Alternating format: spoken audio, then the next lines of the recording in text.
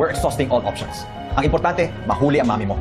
Hindi nga nagustuhan ang ginawa ni RJ at Giselle dito sa social media at nag-react itong si Zoe na bakit ipakalandakan daw ni RJ at Giselle ang nangyayari sa kanilang pamilya na tila wanted na nga ngayon itong si Moira saan mang sulok ng dako ng mundo.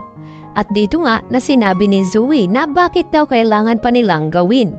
Kahihiyan daw ng kanilang pamilya.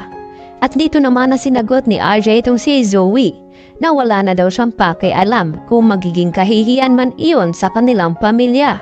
Ang importante ay mahuli daw agad itong si Moira nang sa ganon ay mapagbayaran ang kasalanan nito sa ginawa nga dito kay Don Pepe. At dito rin, tumawag itong si Carlos dito kay Moira at binalaan ito na mag-ingat-ingat daw sa kanyang kilos dahil nasa Japan itong sina Annalyn at Lynette. Baka makita nga itong si Moira at hindi nga nagkamali dahil kinabukasan nakipagkita itong si Moira sa sinasabing tauhan at kakilala ni Carlos Benitez upang siyang magbago dito sa identity ni Moira.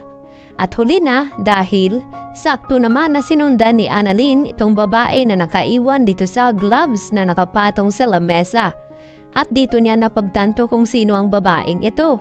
Nang lumingon nga itong si Moira ay kitang-kita nga dito ni Annalyn na nandirito pala sa Japan nagtatago itong si Moira. At agad din na ibinalita ni Annalyn dito kay Lynette na narito sa Japan itong si Moira.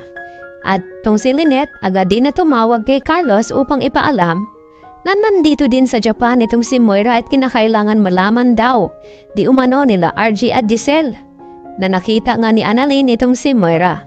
Kaya agad na sinabihan ni Carlos itong si Moira na kinakailangan na niyang lisanin ang Japan dahil nakita na siya dito ni Annalyn at baka susunod itong sina RJ at Giselle at kasama ng mga kapulisan upang hulihin na nga itong si Moira roon.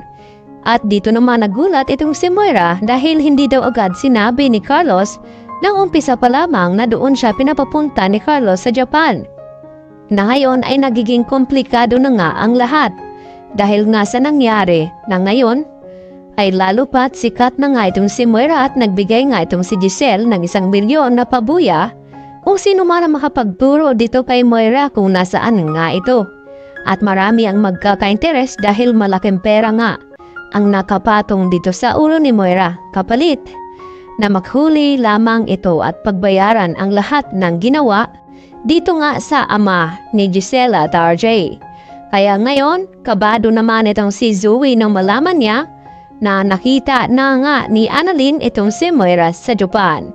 At agad na susunod itong sina RJ at Giselle doon upang makilala at mabantayan ang mga kilos ni Moira at malaman kung papaano nakapunta ng Japan itong si Moira at kung sino ang tumulong nito. Kaya yan naman ang ating patuloy na pakaabangan, lalo na ngayon na marami na nga ang nagkaka-interes dito sa 1 milyon na pabuya alang-alang dito kay Moira na mahuli lamang ito. Kaya naman, agad din na hindi nga nagustuhan dito ni Zoe dahil marami ang magkaka-interes dito sa kanyang ina na si Moira. Yan lang po at marami pong salamat.